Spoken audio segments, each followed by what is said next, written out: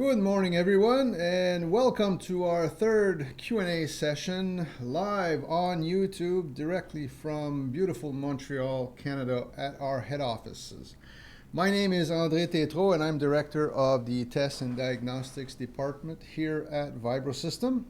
And I am joined today by Mr.Paul Amelinckx, one of our analysts in the Test and Diagnostics Department. So good morning, Paul. Morning, André. Thank you for being here. I'm very glad to participate in another session of question and answers. Para nuestros amigos en Latinoamérica y Brasil, ustedes pueden hacer sus preguntas en español o en portugués. Nosotros estaremos gustosos de responderlas. For our friends in Latin America and Brazil, you can ask your questions in Spanish or Portuguese. We will be glad to answer them as well. So before we continue, I'd like to remind you that if you like to ask questions, you do have to log on to your YouTube account. Okay, so if you want to have your questions appear on the right side on the chat window, you need to log on, otherwise you won't be able to do so. The agenda for today is, as the previous sessions, our main goal here is to do our best to answer all the questions that are submitted.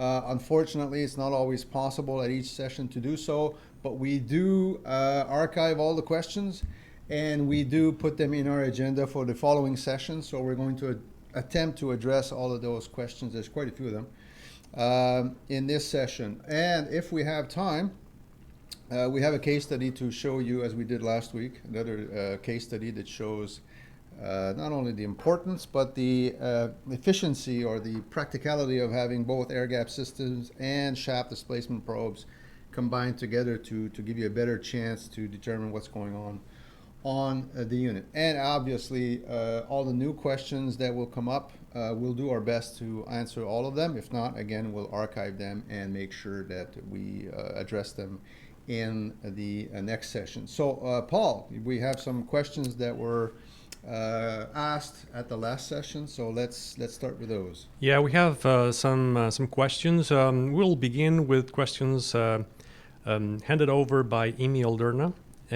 These are questions from a customer in Poland. He's asking how to differentiate between monitoring basic parameters and all parameters if possible. Well, you know, we recommend, in fact, that's part of my training courses, we always recommend 4 basic parameters. And in reality, if you go to power stations, you will certainly see at least one of these 4. In some cases, you'll see 2 or 3, and in some places, you'll see all 4. First and foremost is temperature monitoring. As I mentioned before, there's very little failure mechanisms that don't produce heat somewhere, whether it's mechanical, electrical. You will usually create some heat somewhere. So temperature monitoring is very important. Temperature monitoring of your stator bars, whether it's RTDs or digital sensors, bearing oil temperature, core temperature. There's quite a few things that you can monitor with the temperature, and it should be able to pick up certain failure mechanisms. Might not be able to identify them, but at least you'll notice that there's an issue. The second one we recommend, and these, the followings are not necessarily in order. Shaft vibration obviously is very important. If you want to be able to measure the severity of the energy that's being dissipated in the unit, it's important to have shaft vibration to be able to pick that up, especially in turbo generators with the higher speeds, much higher speeds in fact. Shaft displacement is critical to prevent wear and tear and obviously major damage to the unit. For hydro generators, the third one is air gap sensors. To be able to assess the behavior of the rotor shape, rotor position, how it reacts to centrifugal forces, magnetic forces, thermal forces, and for horizontal units, gravity. And also to be able to look at the stator results, looking at the stator shape. How does it react when the flux is introduced? How does it react when the unit is synchronized and then the unit starts creating strong electromagnetic forces from its side? And also the elephant in the room is the temperature. What happens when the stator is subjected to very high temperatures for prolonged periods of time? You hope the expansion is symmetrical, but that's not always the case. And to be able to provide some information for the electrical engineers. Partial discharge is quite popular, to be able to have an idea of the health of the insulation. It's a long-term tool, but it can help you to determine whether your insulation is experiencing some issues. In some cases, if it's external, you can go in there and maybe clean it, or maybe tighten the bars, change the ties, do some work to try to stiffen the windings so they don't vibrate so much. But if it's internal, there's not much you can do other than just trend and evaluate when it would be necessary to replace the windings per se. So these are the four we usually recommend. And there is a follow-up question that on the previous one, that is, what would be the all parameters possible in the ideal monitoring system?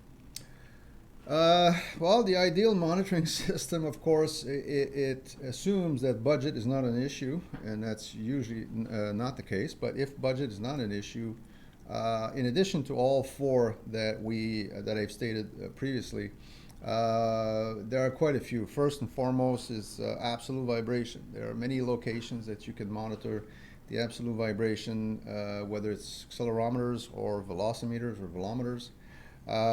Places such as stator core, stator frame, guide bearings, end plates, upper brackets.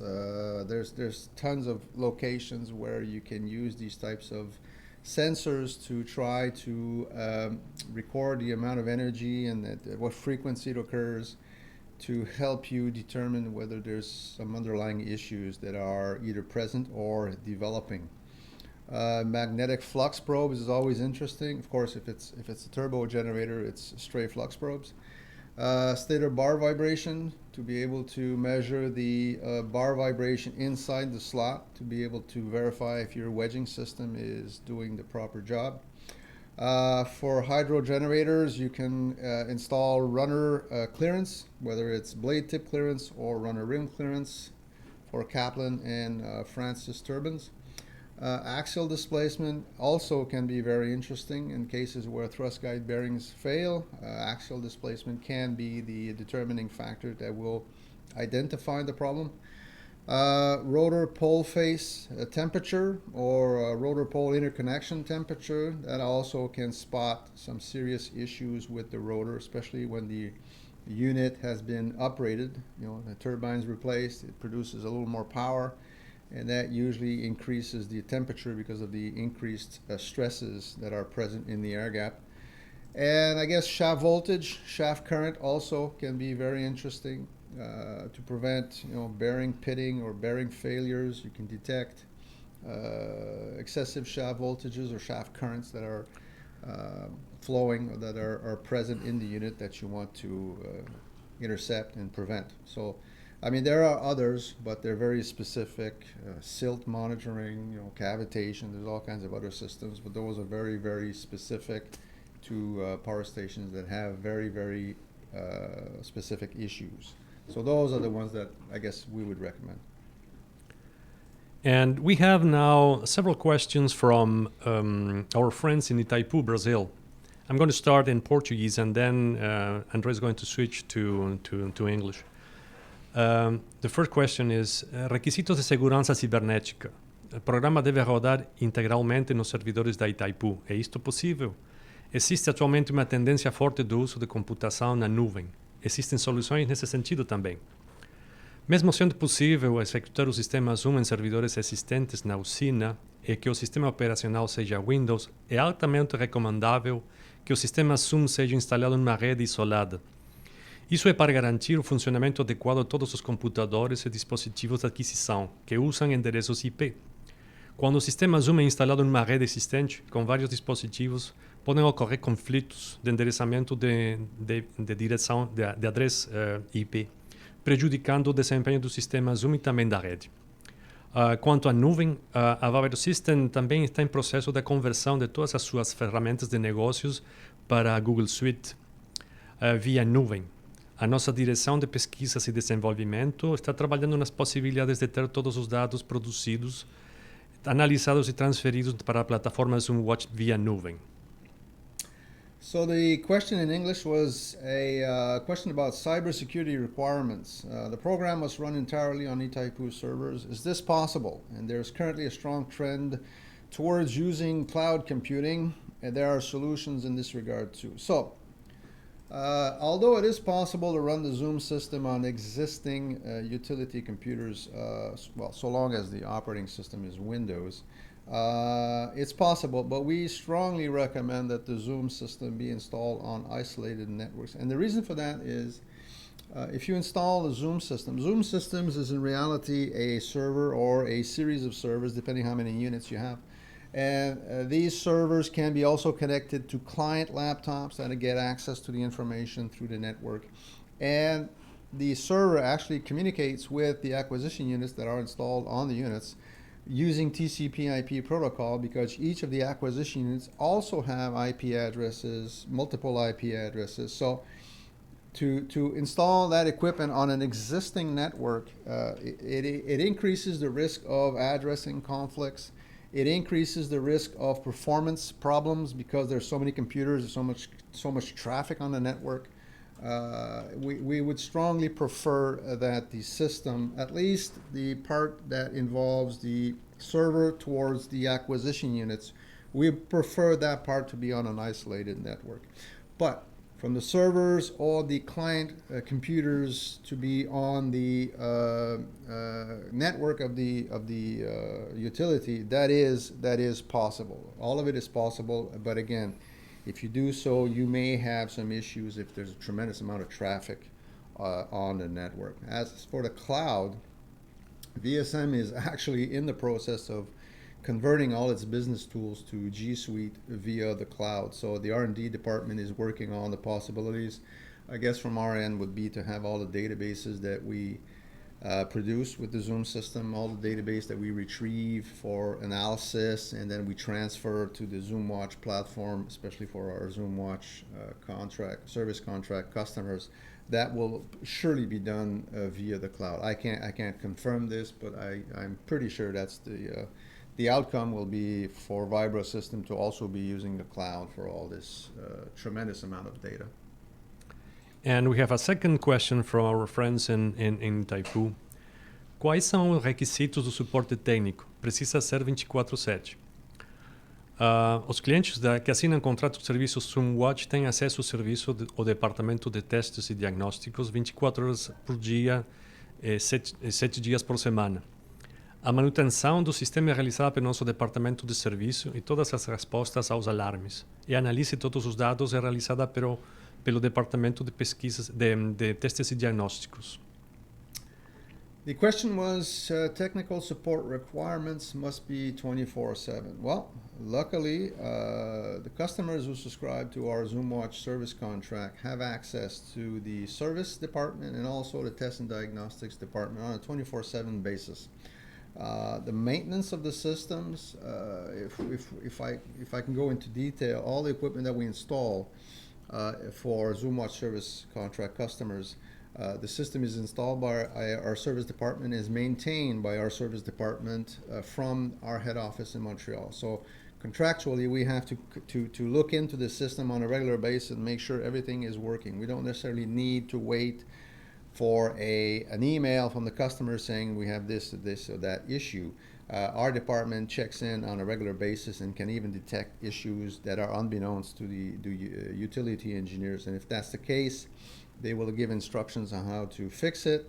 And worst case, we'll send a technician on site to replace a part or fix whatever issue there is.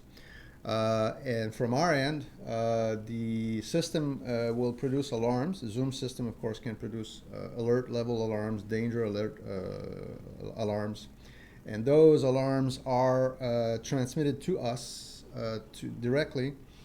We have personnel here that are on watch for 24/7 service, so that if alarms occur, we are immediately notified and we can look at the data and then inform the customer within an hour if it's a danger alarm, within 2 hours if it's an alert alarm, whether this is a serious issue that needs to be dealt with quickly, or if it's a glitch, it's a spike on the network, and the issue is not that important, and you can continue to operate the unit. So from the technical support side, and also from the data analysis, and also from the protection side, VibroSystM does offer to our ZoomWatch service contract customers a complete 24/7 service. Yes.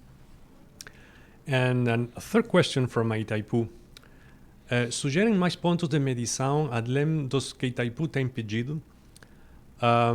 Os sensores de vibração no eixo fornecem informações importantes quanto à severidade de energia, mas frequentemente não consigo identificar com precisão a origem dessa energia. O uso de sensores de vibração relativa ao deslocamento do eixo, em conjunto com sensores de entreferro, que são os que tem pedido o Itaipu, permite a confirmação adequada do problema ou a eliminação de certas origens de problemas. Problemas como desalinhamento dos centros magnéticos em relação aos centros mecânicos, níveis de vibração variados na forma do stator causada pela distorção térmica, rotores com forma irregular, como é o caso do estudo de caso a ser apresentado hoje, podem ser facilmente identificados usando ambas tecnologias. Sensores de entreferro, sensores de vibração do eixo e sensores de temperatura representam sistema poderoso para a maioria dos problemas dos hidrogeneradores. So the question in English was, do you suggest more measuring points in addition to what Itaipu has asked for? Well, as I mentioned before, the ideal system has quite a few sensors, but I guess the one that I would strongly recommend, if it's not present at site, would be shaft vibration probes. As the case study we'll see later today, if we have the time, these two, not necessarily technologies, but these two parameters work very well together, because there's a lot of things that you can see in the air gap that's actually caused by shaft position or shaft displacement, and vice versa. There's a lot of vibration issues that you can see which are easily identified as being caused by a rotor shape and or position, and to some extent a stator shape and position. Shaft vibration probes record a tremendous amount of information, and it's information in regards to the severity of the energy that's being dissipated. However, the results don't necessarily clearly identify the source. It tells you there's an issue, it tells you what frequency, it tells you what amplitude. In many cases, the frequency will tell you where the energy is coming from, but that's not always the case. So if you have the shaft vibration information, again, in regards to phase, in regards to frequency, in regards to amplitude, in some cases it will give you some hints as to what's going on, and in many cases the air gap sensors, rotor stator dynamics information will tell you, will confirm the issue, or will tell you that in reality the issue is not located at the rotor and stator. We had a perfect example, I think we talked about this in an earlier Q&A, where a power station had a severe issue of vibration at the upper guide bearing, and that vibration levels were climbing or were increasing for a few months. And eventually it came to a point where it was too excessive, so they started to look at the unit to find out where this vibration was coming from. And their assumption was, of course, it was coming from the rotor and stator, since it was at the upper guide bearing. And looking at the air gap data, they found that the rotor and stator were fine. They were in perfect shape. So the issue was not located there, and eventually they found that one of the blades from their Kaplan turbines was actually coming off. And that's what was causing the excessive vibration, and the reason why it was showing up at the upper guide bearing was that the turbine guide bearing was actually holding everything in place, and that unbalance was not showing up at the turbine guide bearing, it was showing up much higher at the upper guide bearing. So with the shaft displacement or shaft vibration, they were able to detect they had a problem. The air gap sensors told them the issue was not where they believed the problem was. They could have spent weeks and months trying to find out what was causing this. And that data immediately eliminated the rotor and stator from the equation. So they concentrated their efforts lower, and then they went into the turbine and found the blade which was coming off. So those two technologies, or those two parameters, work very well together to identify very quickly many of the issues you might find on a hydro generator. And now we have another question from a customer in Poland again. How does the software support the manufacturer, the machine manufacturer, engineering manager in regarding to diagnosis, recommended actions based on standards, etc.? Well, the software has many functions that allow you to record very slow evolving issues and also very rapidly evolving issues. People also tend to forget some things are very, very important on generators, but they don't necessarily occur very rapidly, or they don't occur within days or weeks. For example, if you look at seasonal cycling, especially in the northern hemisphere, the fact that the water in the air is much colder in the winter than in the summer, it causes fluctuations or variations of the concrete. So the concrete will expand in the summer and will compact in the winter, and that causes potentially tremendous issues to the stator shape, which of course is sitting on the concrete, on sole plates. And if the concrete starts moving, it's going to definitely have an impact on your stator shape, and that can have impact on the vibration. It can have impact on the rotor components, stator components, and even more critical problem is what happens to the turbine when the throat ring starts changing shape in the seasons. You can have blades will start rubbing. You can have runner rims that will start rubbing. You can have throat ring sections that can actually come off. It can cause a whole bunch of issues. So looking at slow evolving phenomena is also very important. Again, seasonal cycling, this is something that you will see evolve over 6 months. You know, if you take a reading at 10,000 samples per second for 10 seconds, you're not going to see this very slow evolving phenomena. But of course, the rapidly evolving issues, such as vibration issues, such as axial displacement issues, there's quite a few issues that are recorded with the Zoom system. And the Zoom system, with all the multiple functions and features for the in-depth analysis, allows you, for example, to look at orbit graphs and see the orbit process of the center of the shaft. You can do FFT graphs to look at the frequency content. You can capture specific events such as startups, field flashes, low rejection, and see how the unit behaves in those conditions. And it's a very valuable tool, especially when you're either commissioning a new unit or you're putting back to service a unit that went through a major refurbishment or major repairs, and you want to see how well the repairs were performed.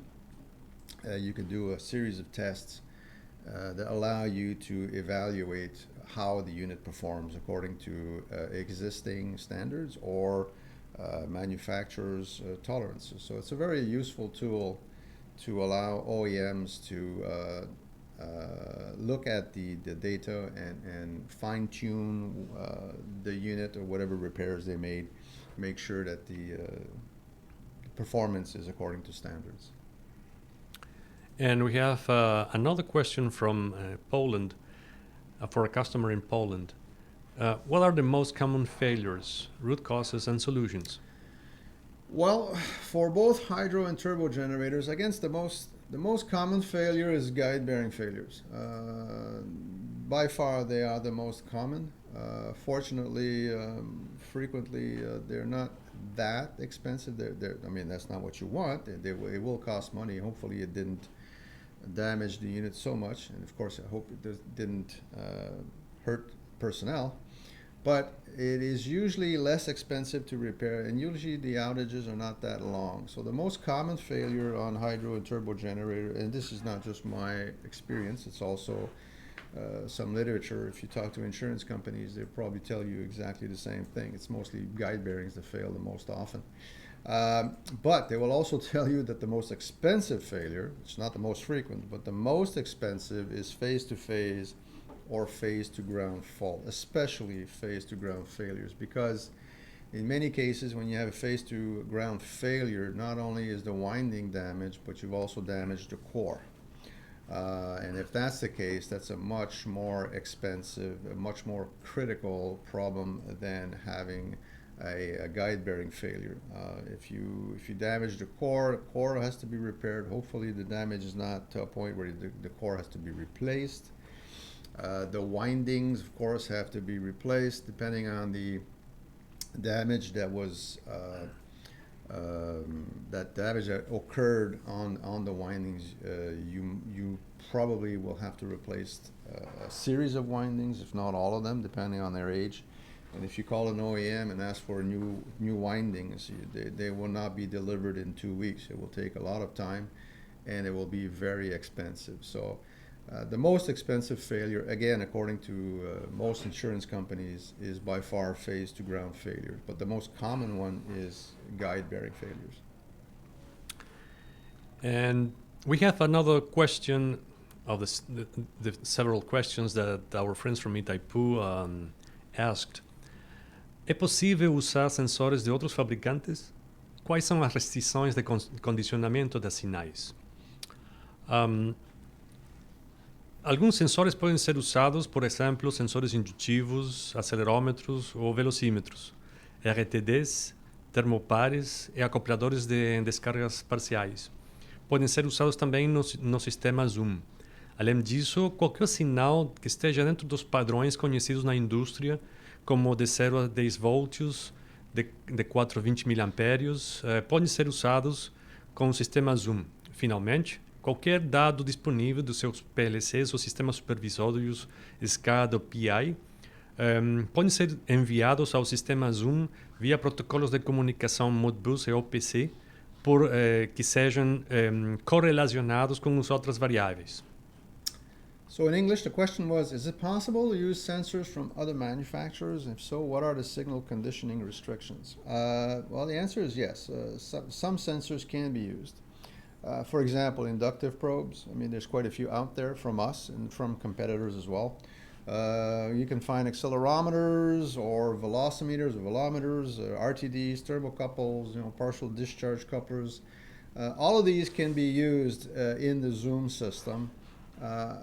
A little more attention has to be paid to make sure it's compatible, but in most cases it is.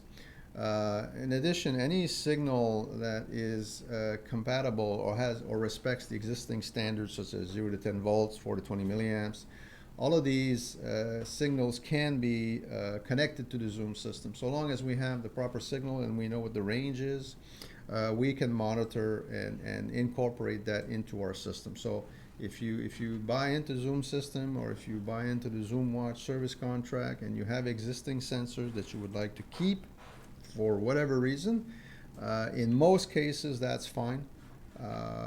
We do again have to put a little more effort to make sure that the sensors are compatible. We also have to verify the existing installations. Sometimes the installations are not according to standards. You will find that there's noise on the signals, that the accelerometers are not installed solidly. There is some fine tuning to do, but in most cases we can incorporate existing equipment into our Zoom system. And finally, the data from PLCs or SCADA systems can be communicated to the Zoom system, whether it's Modbus or OPC communication protocols. We can establish a bidirectional communication line between the SCADA system or the PLCs and ourselves. So we can publish information to the PLCs or to the SCADA system, and we can retrieve information from the SCADA system or the PLC. So it's a very flexible system that allows you many possibilities to interact with the different components in the power station.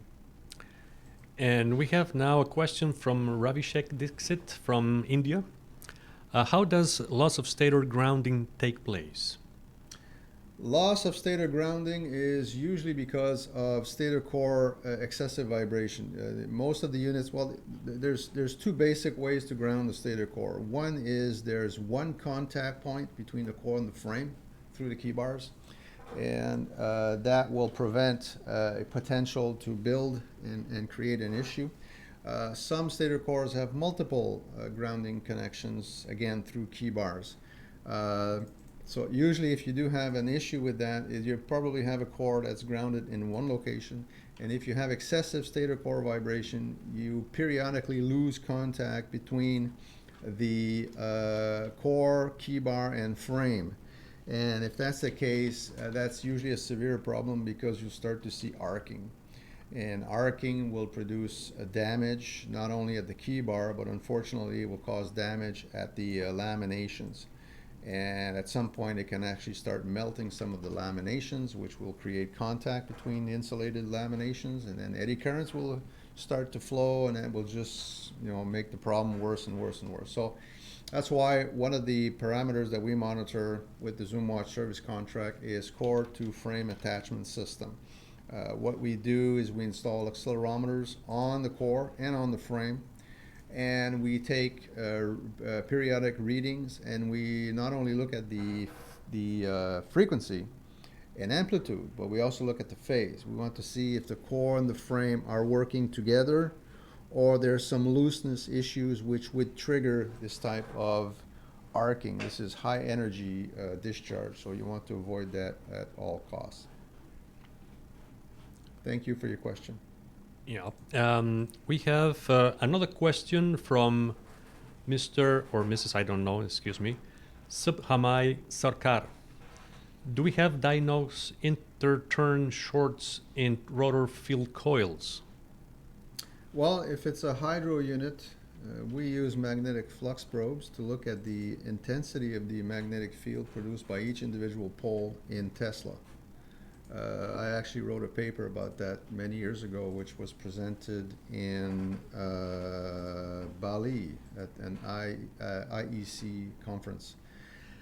By the way, if anyone is interested in our papers, I think some of them are available on our website. If you want to go take a look, some of them are available. If not, you can send us an email. I think it's a little above 20 papers that I can make available to anyone. They're public domain, so they're available to everyone. For turbo generators, the concept's a little different. There's only 2 poles, or 4 poles, but and the technique is to measure the leakage flux off of each individual coil. Instead of looking at the overall intensity of the pole, they look at the flux leakage of each individual coil.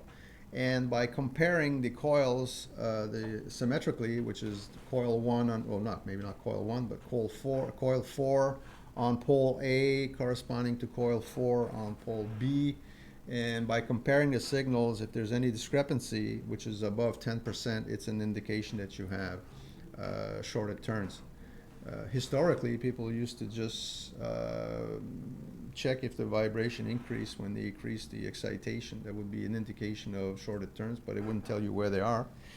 Also, if you have more and more problems producing the amount of VARs that you have to contribute to the network, and you have to increase the excitation to get the same amount of VARs, that is also another indication that you have shorted turns, but again, it doesn't tell you where. And unfortunately, if you stop the rotor and you do testing, the shorts may not be there. The rotor may not react the same way when it's cold as opposed to when it's hot and it's spinning at 3600 RPM.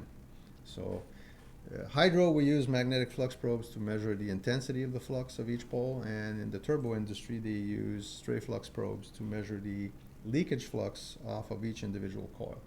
Thank you for your question. And we have another question from Kwong Tin. What possible reasons for an over-nominal clearance phenomena of upper guide bearing displacements? I assume your question means that if you have a clearance of 500 microns, you're reading above 500 microns. If that's correct, yes, you do see that sometimes. Remember that you're measuring the shaft displacement from a bearing that could also be moving, which is why in many cases people will adopt the strategy of putting accelerometers or velocimeters on the support bracket of the sensor to see how much of the vibration is caused by the shaft moving inside the bearing clearance, or it's a combination of the shaft movement and the guide bearing movement. So it is rare, but we do see some cases higher values than what is actually gapped. Now, I mentioned this before, not to criticize inductive probes or people who use them. As I mentioned before, the capacitive shaft displacement probes do not require calibration. So long as the surface material is conductive or semiconductive, the electrical field that is produced will measure very precisely the distance. That's not the same with inductive probes. They have to be properly calibrated for the type of material, whether it's the actual steel or iron or brass or copper or whatever material you use, and also the purity of the material. You can have stainless steel that will react in some way at some location, and you'll have the same steel somewhere else that will react differently because the purity and the combination is not exactly the same. So each sensor has to be calibrated. Not only each of the sensors individually, even if you have the same type of sensor, they all have to be calibrated individually at their location. So make sure they are measuring the correct range. If you take the same sensor and you install it somewhere else, you have to recalibrate. It's not calibration. You have to check what its response is so that you can configure the proper response in your acquisition device. So obviously, if you did not calibrate or you did not check the amplitude response of your sensor, anything is possible. You can have much larger results, much smaller results. You don't really control what your results are at that point. So thank you for your question. We have another question. This one is from Mark Bissonette. CEA standards require that hydro unit to be stopped if rotor roundness become critical. How does Zoom system properly detect this issue if this machine's actual air gap does not breach the alarm levels? That's a very good question. In our Zoom system, using the ZPU 5000 acquisition device, you have the function of actually taking a reading of the rotor profile and establishing that rotor profile as your baseline. That is your reference shape. So that in some cases you will see that the air gap will decrease to a dangerous level, but the rotor profile is not necessarily that problematic. And the opposite is true. You will see that the air gap will remain acceptable while your rotor is actually changing shape significantly. We had a very famous case in Brazil many years ago where a horizontal unit was seeing the rotor shape change dramatically. In fact, it was a case study we saw last week, not last week, but the last Q&A session. And the issue came up that although the rotor was in critical condition, it was actually getting close to having the rim come off and hit the stator, as had happened on a previous unit a few months before. Although that was occurring, it was not going anywhere near the minimum air gap specified for that unit. So the minimum air gap alarm would not have saved or protected this unit. Well, eventually, if the rim came off, I'm sure the alarm would have sounded, but that's pretty late in the game. The idea is to prevent the unit from failing. So we introduced this function to where you can actually take a reading of the rotor profile and tell the Zoom system, this is our reference point. And if at any point the shape, let's say a section of or one pole is starting to come off, it will trigger an event and it will tell you something is going on, although the air gap is still way above the alarm level. So that particular case in Brazil prompted us to introduce that feature in the software so that this type of problem, which would cause a failure, can be detected, where otherwise just the minimum air gap alarm would not have prevented it. So thank you for your question. And we have another question from our friends in Itaipu in Brazil. Existe algum sensor com tecnologia exclusiva da VibroSystem? Os sensores de entreferro, sensores capacitivos de deslocamento do eixo, acelerômetros de fibra óptica, sondas de temperatura do polo do rotor, matriz de sensores para o mapeamento de temperatura do estator e uma nova matriz de sensores combinados de velocidade e temperatura que vai sair no mercado daqui a pouco são exclusivas da VibroSystem. So the question in English was, are there any sensors with exclusive VibroSystem technology? And the answer to that is yes. I mean, our air gap sensors are patented technology, the first ones on the market.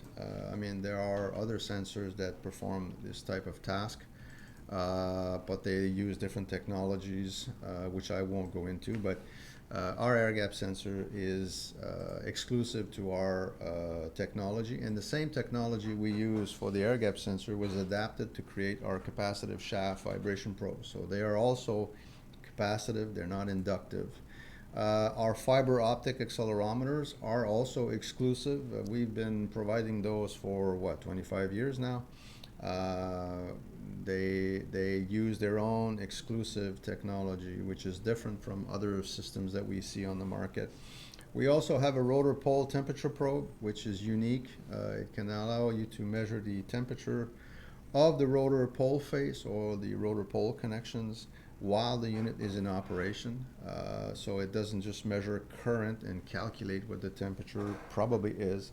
It actually measures the pole face temperature, and we've had quite a few success stories with that technology. And finally, we have an upcoming probe that will allow users to install on the stator bars, and it will measure the velocity and the temperature while the unit's in operation. So we're all very excited to see that get installed in the field.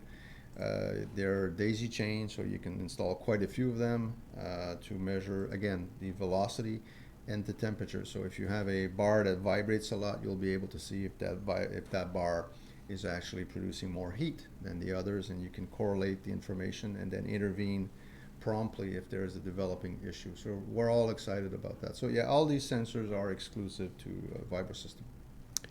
We have now a question from Andile Bembe. Hi André, how important is the zero crossing when one investigates an interturn short? Zero crossing is the location where the sum of the flux coming from the rotor is equal to the sum of the flux that is generated by the stator. So in fact, they cancel each other, and it is a well-known fact that that is where you should have the best sensitivity of your probe to the actual flux leakage of the coil. So when you do stray flux testing, the ideal way to do it is to change the excitation of the rotor so that the zero crossing will skip from one coil to the other. Of course, it's not possible to go to coil 1, and if you have 8 coils, it's not possible to get to coil 8. But you possibly can do the test on coils 2 to 7. And at each of those, you can look at the profile and see if you have any indication of shorted turns. So thank you for your question. Now we have a question from Carl Davies. What causes axial vibration in a turbo generator? Axial vibration? Wow, that's a very good question. Axial vibration, of course, you can have a sort of a misalignment that may produce some axial vibration. We've seen cases in the past also where interaction with the grid can cause some axial vibration. There's also kinds of, I guess, torque ratios or torque vibration that can also show up in the axial vibration. The vibration on turbo generators, because of the speeds, is a very critical part of the process. And again, because of the turbines are also very complex, much more complex than hydro generator. In fact, if you ever had the chance to see a turbo generator turbine, they're works of art. I mean, anytime it's pulled out of the generator, everybody stops to look at these things. They're works of art. But usually axial vibration is not that excessive on turbo generators. It's much more of a problem on hydro generators. Axial vibration and also axial displacement, because the water going through the turbine is much more erratic and can cause all kinds of issues. But it is an issue also on turbo generators, and there's quite a few sources where the energy will dissipate and cause axial vibration, but it's usually limited. Thank you for your question. Another question from Ravishek Dixit. What are the issues with natural frequency in a turbo generator, and how can we detect it with the SUM system? Well, detecting it with the zoom system, if you detect it with the zoom system, it's pretty late in the game. Usually the natural frequency, especially of windings, I mean, in fact, you need to be able to make sure that there's no natural frequencies anywhere near the line frequency on all the components. I mean, I've seen a case in Korea where the housing of the turbo generator unfortunately had a natural frequency which was very close to their line frequency. I forget if it's 50 hertz or 60 hertz, so the line frequency was actually 100 or 120 hertz. I'm not sure, but I know that within months the concrete floor started to crack because the housing was excited at its natural frequency, which is a no-no. You can't have that because the energy will cause a tremendous amount of vibration.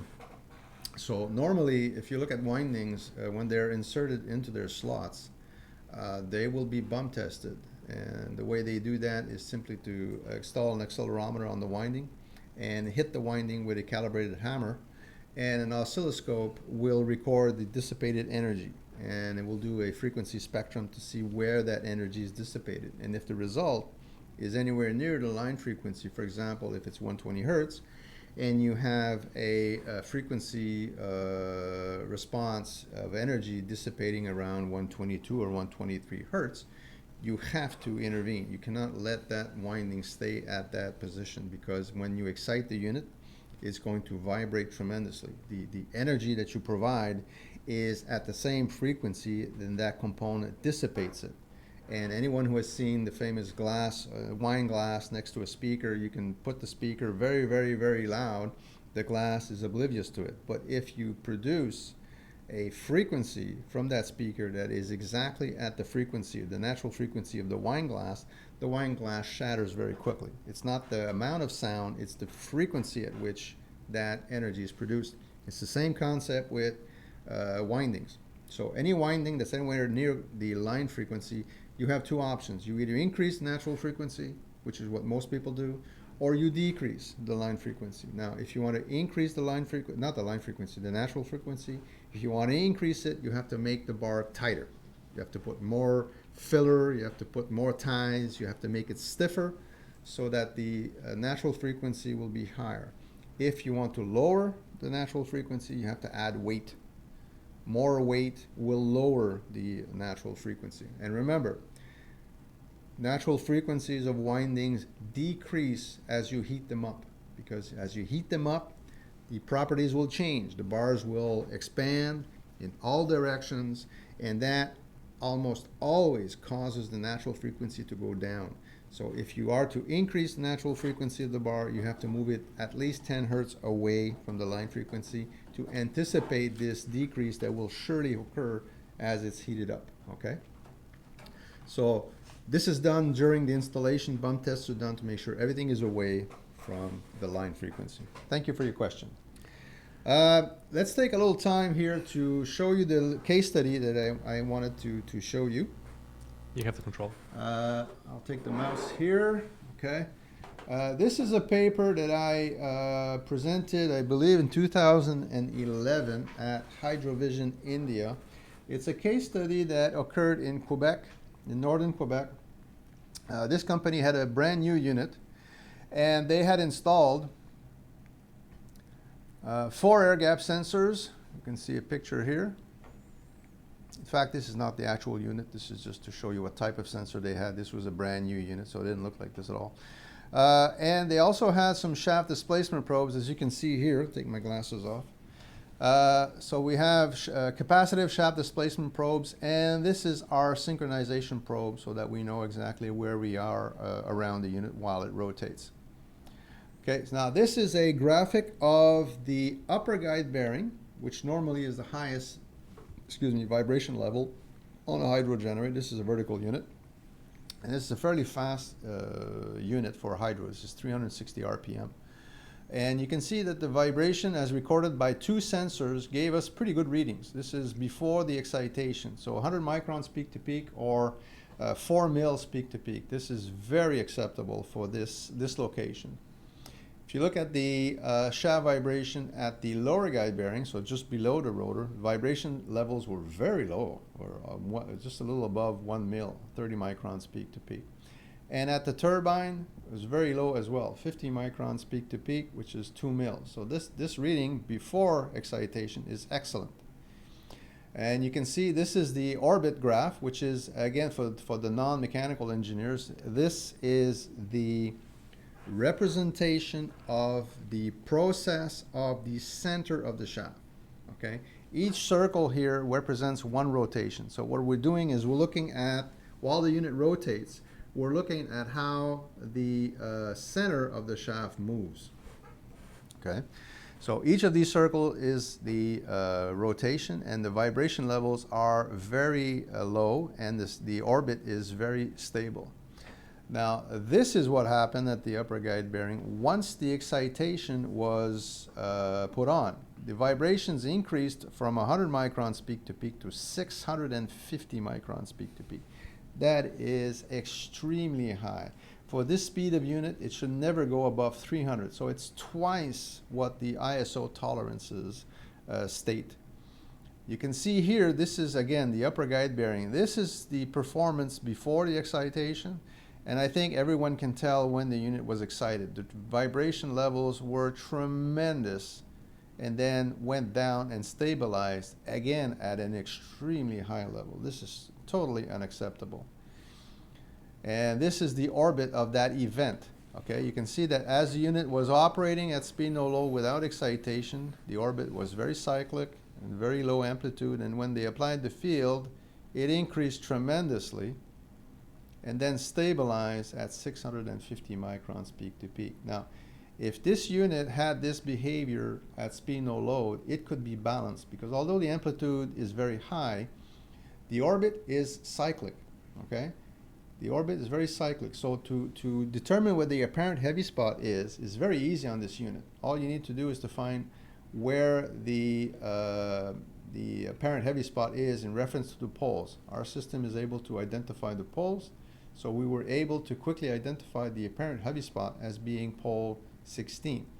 So in normal conditions, if this was speed no load, the idea would be to just put a weight opposite and then compensate for the apparent heavy spot angle, which I won't go into detail today, but we do that during our training courses.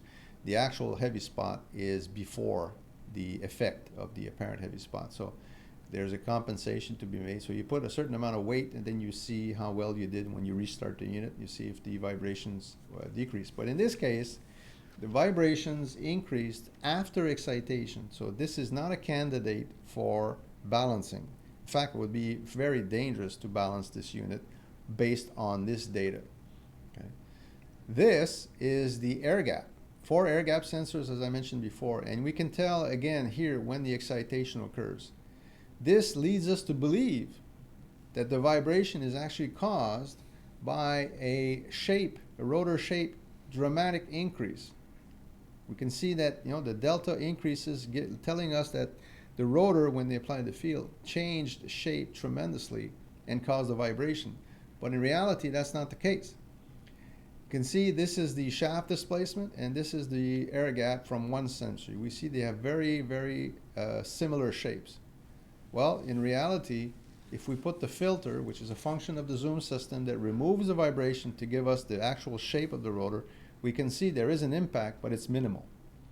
In reality, the shaft displacement is caused by this. This is the view of the rotor as seen by 4 different sensors. Okay, and we can see there's a bump on this rotor. I don't know if you can see it here. As it rotates, the bump is always in this area here. Okay, now if you have a rotor that's not round and you bring it up to speed no load, obviously the vibration will be fairly high. So what you do is you balance the rotor to compensate for this. But the problem is that if your imbalance is caused by a rotor that's not round, what do you think happens when you apply the field?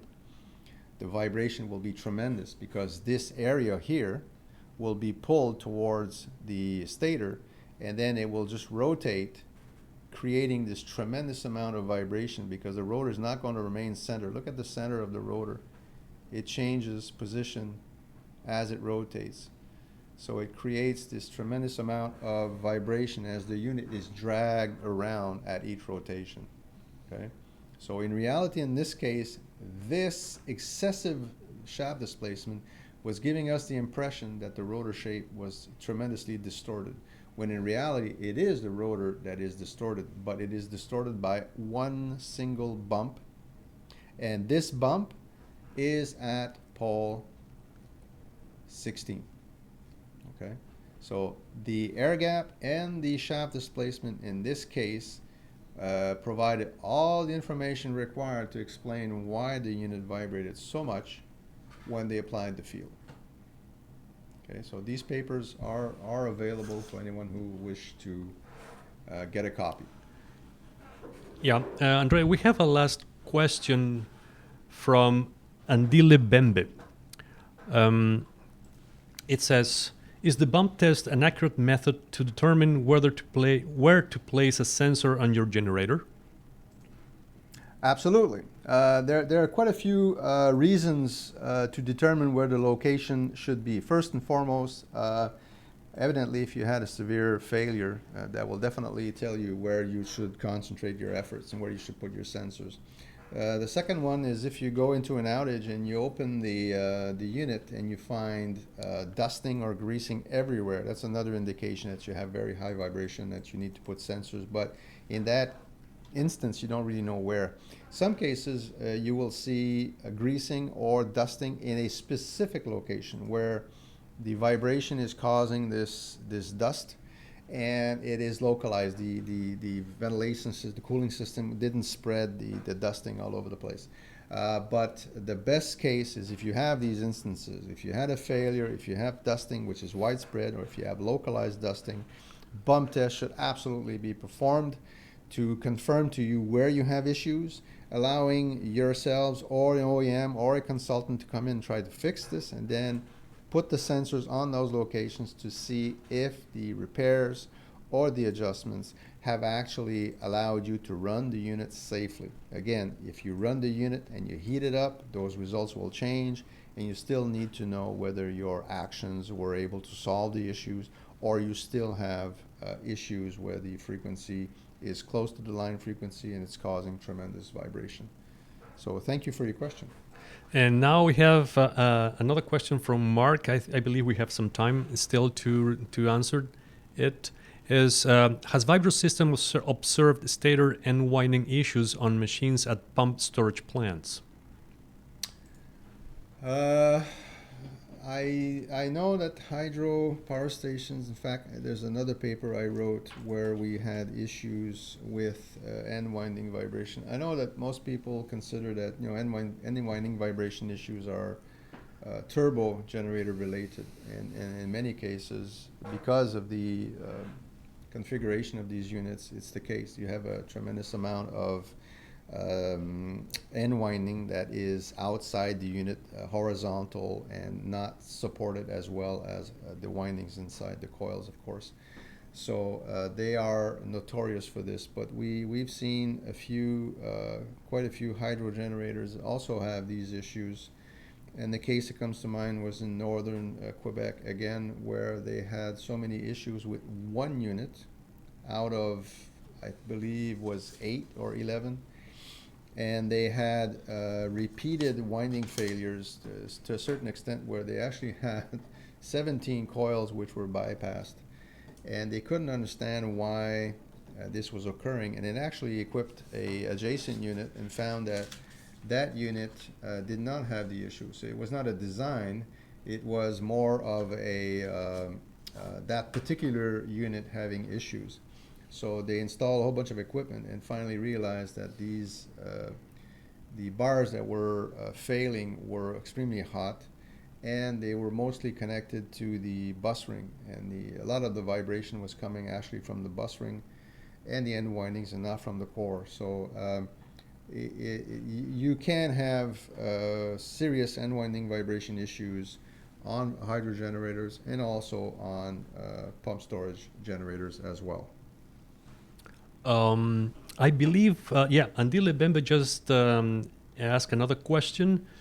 In terms of vibration limits, what is internationally acceptable considering the age of the turbo hydro generator? Are we talking about end winding vibration? doesn't say, but let's assume it is. Okay, well, if you look at ISO has a standard for vibration of, shaft vibration, bearing vibration, all that. ISO 10816 for turbo, well, it depends on the size. I think it's -4. There is a new standard, which is ISO 2816 that some people refer to. I don't really use it. Don't necessarily agree with it. In regards to end winding vibration, there are no international standards. Unfortunately, no international association has published official standards. You will find some literature, for example, from IEEE, where they make suggestions, but they're not actual standards. They're just suggestions that your vibration would probably have to be around that level, but they're not standards. And I participated to an IEC committee which were supposed to come up with a standard on end-winding vibration, and at one of the first meetings it was decided that there would be no tolerances, so I did not continue participating. I wasn't interested in participating in a standard that talked about cables and colors and sizes. I wanted to, for me, utility engineers want references. They want standards. They want to know if the performance of their units are according to standards. So unfortunately, there aren't any. So we have our own, like I said, we've been monitoring end-winding vibration for 25 years, and we have our own standards. Many utilities use ours. Our excellent level is 50 microns. Our critical level is 500 microns. Most other companies or associations that have numbers agree with those two. Where there is an issue is the mid-size levels. Is it 150 microns, 200 microns, 300 microns? What is acceptable? What is high? But the good and the critical, everybody agrees on those levels. So you should never have end-winding vibration above 500 microns peak to peak.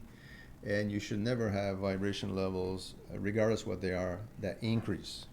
Okay, if you have levels that are slowly increasing, that is always an issue. That should not be tolerated. And now we have the very last question. We are overdue by 2 minutes now. It's from G. Sene. When we operate hydro generators in condenser mode, are there any vibration issues to be considered? Yes, it is possible. We've seen that in the past. Usually, if you run synchronous condense mode, of course you're linked to the network, you're linked to the grid, but you don't have any more water. And a lot of units are designed and are balanced, because the turbine is also balanced, to run in normal operation, which is full load hot with water. And in some cases, when you remove the water, that causes issues. So I guess at some point you have to make a decision. What do we do? Do we settle for a unit that vibrates more when it's in condense mode? Or do we try to come to an average where, when it runs in operation, normal operation, the vibration is a little higher, but when we run in synchronous condense mode, it's a little lower. You can make some decisions what you want to do, but normally, unless the synchronous condense mode creates vibration levels that are excessive, dangerous to the unit, in most cases, people will just tolerate the higher vibrations in synchronous condense mode to be able to operate in normal conditions, which is most of the time, to produce power with lower vibration levels. So thank you for your question. And that'll be it for today. Okay, so thank you all for listening this morning. I hope you found it interesting. If you would like to have access to more technical content as we covered today, don't forget to subscribe to our YouTube channel, and you can also ring the bell if you'd like to have notifications when new content is made available on the channel. Remember that all the content remains on the channel, so if you'd like to review the Q&A session for today or the previous two, or any other videos that we have on our YouTube channel, please feel free to connect and go and review those. For all the questions that we received today that we did not have a chance to cover, again, we archived them and we will look at them and we will cover them at the next Q&A session, which will be held on August 27th, so in 2 weeks. So thank you, Paul. Thank you for your Dre. help. Thank you all for attending. Be safe in these very strange times. And I hope to see you in 2 weeks at our next Q&A session. Thank you very much. We'll see you in 2 weeks. Até a próxima.